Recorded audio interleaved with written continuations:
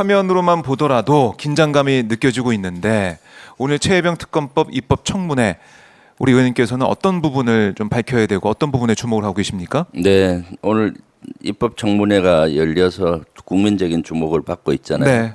저는 가장 핵심이 실제 대통령실의 외압이 어떻게 됐느냐인 겁니다. 네. 사실 이종섭 장관이 결재한 것을 하루 만에 되었고 또 이첩항 서류를 갖고 오는 과정에서 윤석열 대통령이 전방위적으로 통화한 네. 통화 기록이 나왔잖아요. 그 이 외압의 주체가 대통령실 누구냐, 윤석열 대통령이냐, 그리고 대화 내용이 뭐냐, 네. 이것을 밝히는 것이 가장 중요한 열쇠라고 보고요. 네. 두 번째는 실제 박종훈 대령이 지금 항명으로 재판을 받고 있잖아요.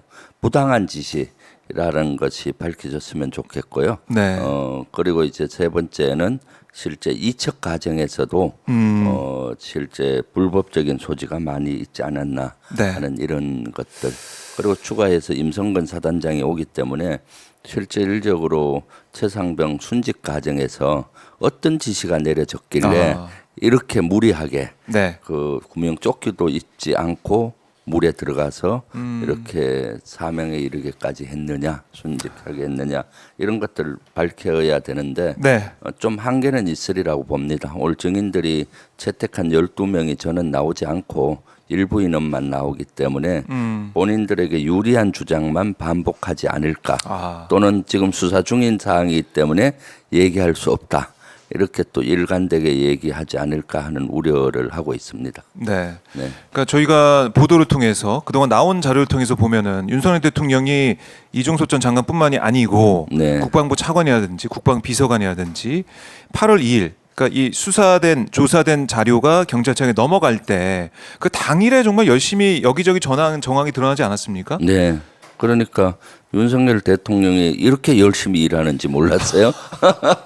다른 일에 이렇게 열심히 네. 해야 되는데 임성근 사단장 구명운동에 이렇게 열심히 하는 모습을 보여줘서 섭섭하고요. 네. 그리고 8월 2일 날 경찰로 그 이첩된 이후에 그걸 찾아오는 과정에서 실질적으로 국방부 장관 윤석열 대통령이 국방부 장관하고 3번이나 통화하고 또 그날 국방부 차관하고도 통화하고 네. 국방비서관하고도 통화하고 뭐 전방위적으로 이렇게 이루어졌고 또 실제 임기훈 국방비서관은 또 이시원 뭐 또는 국방부의 법무관리관 그런데 계속 통화가 그러니까요. 이루어지면서 이렇게 이루어졌던 것들이 네. 거죠. 그래서 이것은 실질적으로 대통령실과 윤석열 대통령이 외압을 행사한 것이 아닌가. 통화 기록으로만 보면 네. 내용이 이제 밝혀져야 될 텐데 그것이 오늘 밝혀졌으면 좋겠는데 이종섭 장관이나 김계한 해병대 사령관이나 그 관련자들이 나와서 네. 그런 것들을 답변을 제대로 할지 그것이 의문이네요. 그러니까 지금 보면은 김기한 해병대 사령관하고 신원식 장관은 오늘 못 나온다. 네. 불출석 사유서를 냈다고 하더라고요. 네. 그런데 신원식 장관 같은 경우도 지난해 국민의힘 의원, 그러니까 국방위 여당 간사일 때 이종섭 전 장관하고 그 당시 8월에 여러 차례 통화한 사실이 드러나지 않았습니까? 네. 본인은 국방위에서 통화한 적이 없다라고 일부러 그러니까요. 확인까지 해놓고 통화 기록이 나왔잖아요. 네. 통화 기록이 나오니까 뭐 최상병 건과는 관계 없는 걸로 통화했다라고 하는데 8월 초에는 국회가 열리지 않아서 휴가 기간이었어요. 그러니까 국방에 큰 이슈가 없는데 그렇게 많은 통화를 어떤 경우는 하루에 5번 신원식 간사하고 그 당시 이종섭 전 장관하고 통화를 한 날도 있던데 네. 그런 것들은 최상병 건이 아니면은 그렇게 통화하리라고 생각이 안 들거든요. 네, 그래서 신원식 장관도 이번에 정인으로 채택됐는데 나왔으면은 좋았는데 네. 지금 뭐 폴란드 출장을 핑계로 나오지 않았죠. 예. 저희 이제 화면을 보시면은 의원님 아래쪽 모습이 이제 법사위 네. 오늘 입법 청문회 열리는 회의장 모습이고요. 그 다음에 제 모습 아래에 보면요, 여기가 이제 국회 민원실입니다. 국회 본청 뒤쪽에 외부인들이 국회 안에 들어오려면은 신분증을 그렇죠. 내고 네. 방문증을 받아야 되는데 거기 이제 민원실 들어오는 그 길목입니다. 아까 임성근 전 사단장처럼 오늘 참석하는 증인들이 네. 이쪽 아마 통해서 들어올 것 같아요. 그래서 어떤 또 얘기를 할지 또 어떤 모습으로 나올지 오마이TV가 이렇게 다양하게 또 입체적으로 현장을 보여드리고 있습니다. 그리고 많은 분들이 궁금해하실 사항이 바로 아니 왜 이렇게까지 무리해서 대통령까지 나서가지고 임성근 사단장 구하기에 나섰느냐. 이게 그러니까 전화 통화 내용은 뭐 아직 밝혀지지 않았지만 통화 기록만 보면 8월 2일 그 수사 자료, 조사 자료가 임성근 전 사단장을 포함해 가지고 8명의 이름이 적시된 상태에 넘어간 거 아니겠습니까?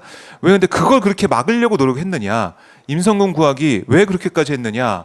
이건 아직 안 밝혀졌잖아요. 그렇죠? 네, 그것을 또 밝히는 것이 중요하다고 봅니다. 네. 사실 대통령이 전투 사단장 한 명을 구하기 위해서 저렇게 하는 것은 그야말로 이례적이죠. 그렇죠. 저런 그렇죠. 일이 법과 규정을 위배해 네. 가면서까지 저렇게 전방위적으로 전화를 했다는 것은 놀라워요. 사실 도대체 임성근 놀랍다. 사단장 뒤에는 어떤 백이 있는지 대통령이 저렇게 네.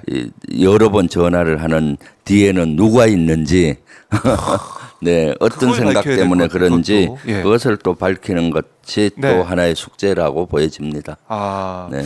임성근 사단장 뭐 지금 계속해서 보면은 이 핵심 네. 뭐 어떻게 보면은 피의자로 될 수밖에 없었던 그런 상황이었는데 그게 그냥 어떻게 보면 구하기로 끝나고 버리고 자 지금 보니까 이종섭 전 장관이죠? 네.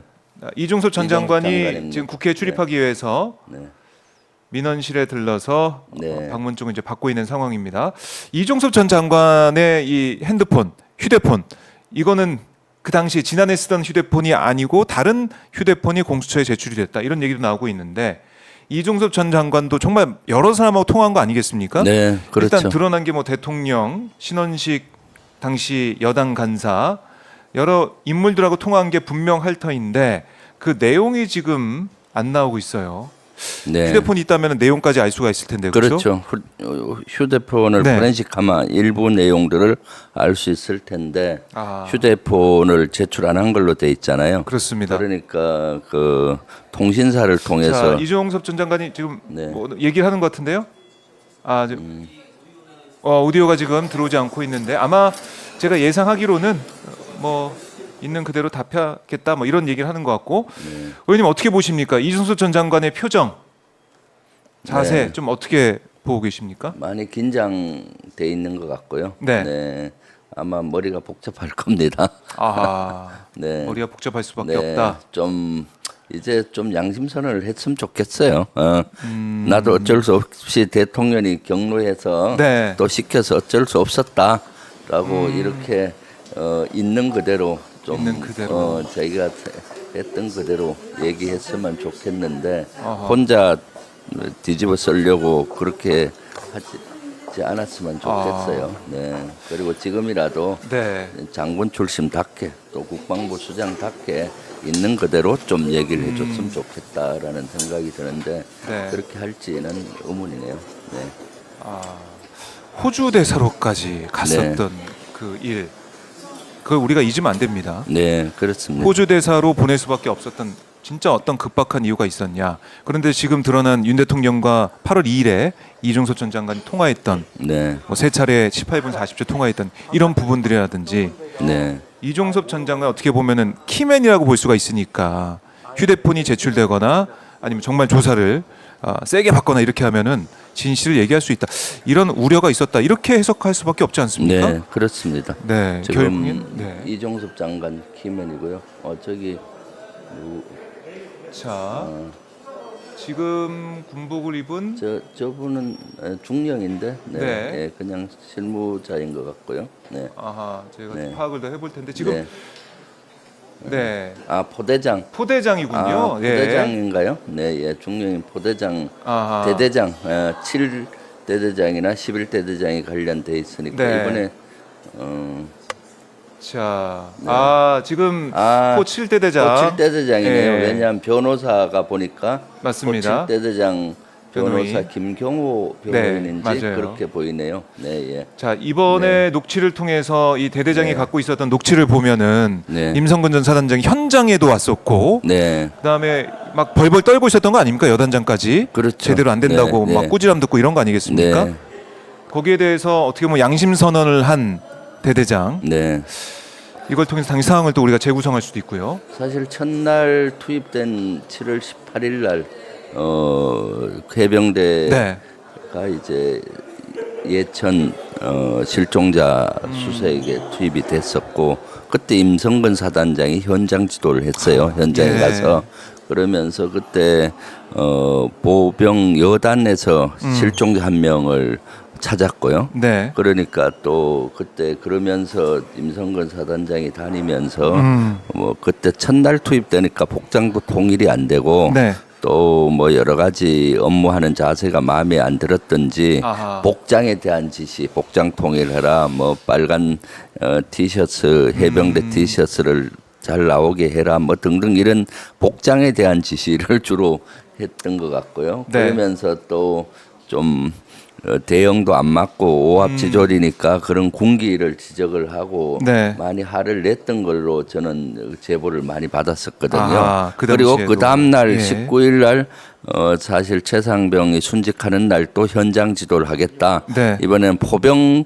부대를 하겠다 하니까 더 이제 포병 대대장들이 더 이렇게 행동을 적극적으로 하지 않았나 싶고요. 지금 네. 또 한 분이 들어오고 계시는데 네, 아까 대대장 같네요. 예, 출입증을 이제 교환을 해서 네. 들어오고 있습니다. 네, 네, 예. 그 당시에 있었던 일, 특히 통화 이제 녹취 파일까지 공개가 됐습니다. 네, 네.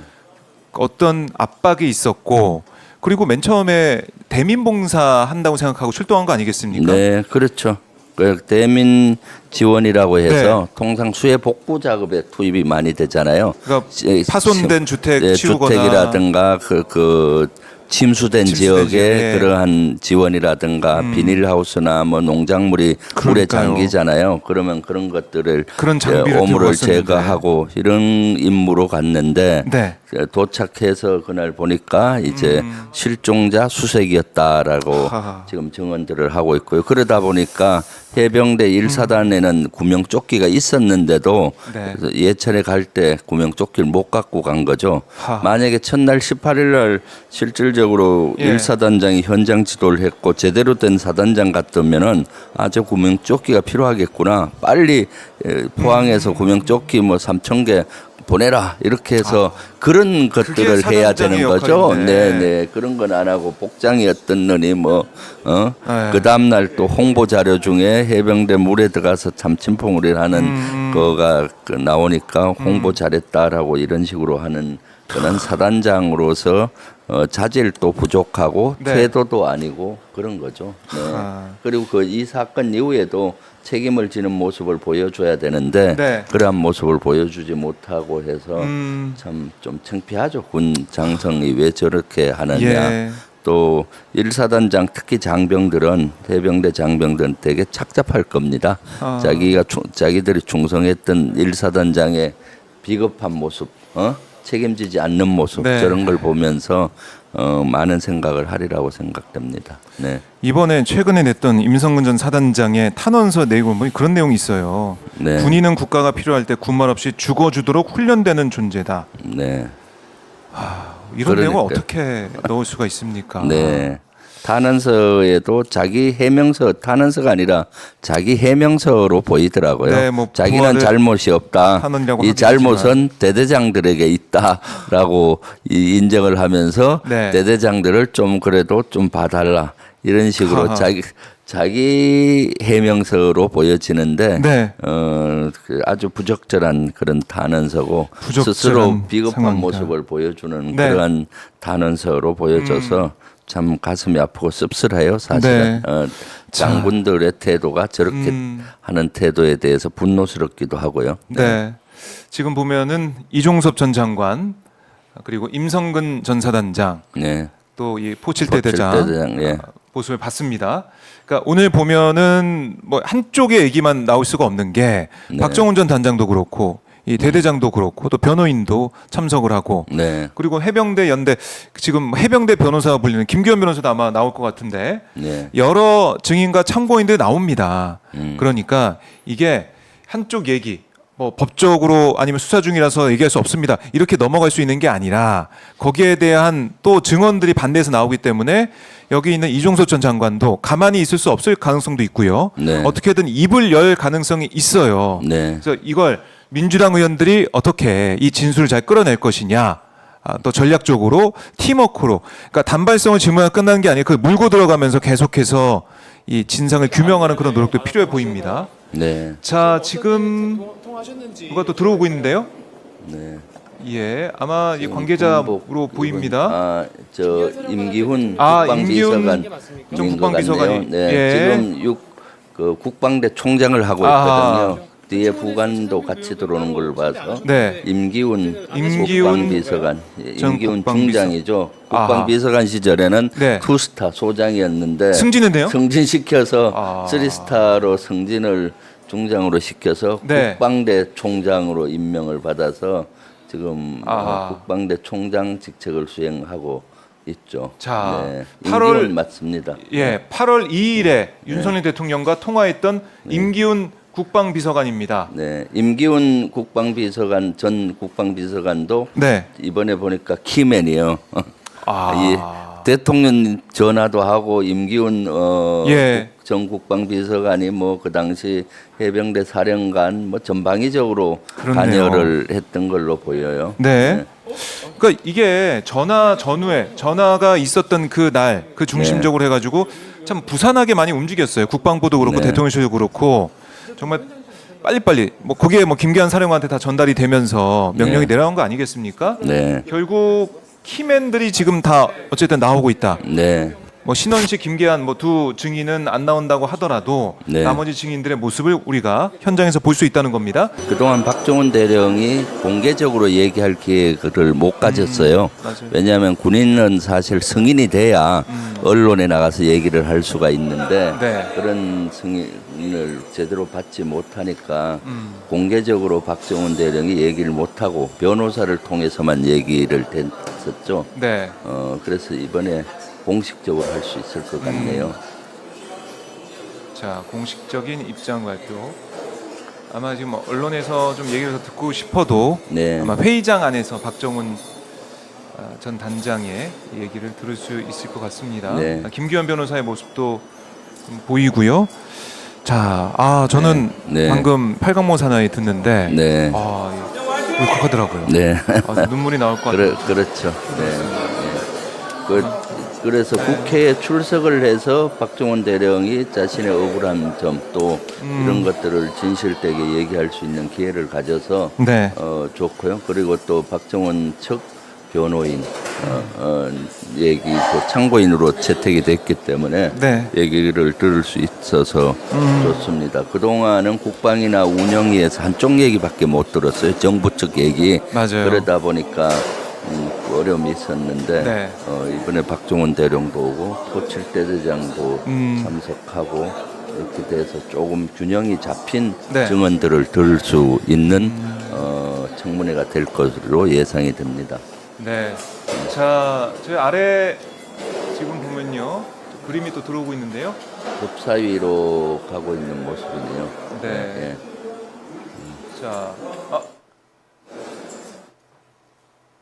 네. 지금 아마 그 운영위로 가는 것 같죠? 운영이 오늘 또 인권위 관련해 가지고 현안 질의가 있기 때문에 네. 인권위 가는 모습 같은 4층에 있습니다. 법사위. 네. 이 운영위로 또 화면에 가 있군요. 네. 자, 저희가 다양한 현장을 지금 국회 현장이 많은데요. 다양한 현장을 여러분께 생생하게 넘겨드리고 있습니다. 보여드리고 있습니다.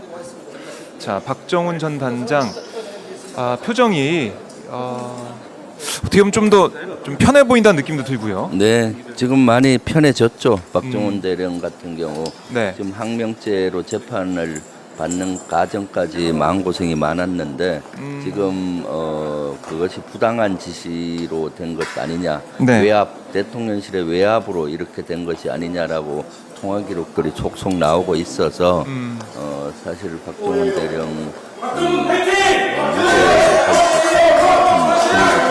네. 그렇기 때문에 많이 편해졌을 거라고 저는 보입니다. 네.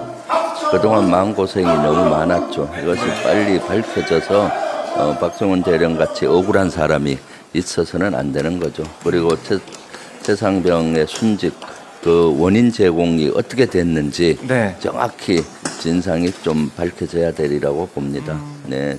최상병 어머니께서도 지난번에 편지를 7월 19일 일주기를 맞이해서 네. 그때까지 진상을 밝혀달라고 했고 또 박정훈 대령에 대해서는 구명운동까지 거기에 적혀 있었잖아요. 네. 아하. 자, 이 박정훈 대령이 엘리베이터 타고 이제 올라가면서 입을 앙 다문 모습도 볼 수 있었고요. 뭔가 결심한 듯한 느낌도. 정청래 법사위원장. 위원장도 예. 이제 회의 위원장실로 가는 모양. 네, 위원장실에서 아마 네. 민주당 의원들과 잠깐 네, 사전 네. 차담하면서 어떻게 할지 회의하고 아마 들어갈 걸로 예상됩니다. 어떻게 하면 진상 네. 규명 네. 확실히 할 수 있을지 오늘 민주당 의원들의 질문, 질의가 또 중요한 거 아니겠습니까? 네, 네. 정청래 위원장이 네. 임명이 되고 나서 법사위가 아주 속도전을 내고 있습니다. 네. 그러니까요. 많은 분들이 보면서 정말 속 시원하다, 네. 효능감 느껴진다 이렇게 네. 말씀 많이 하시더라고요.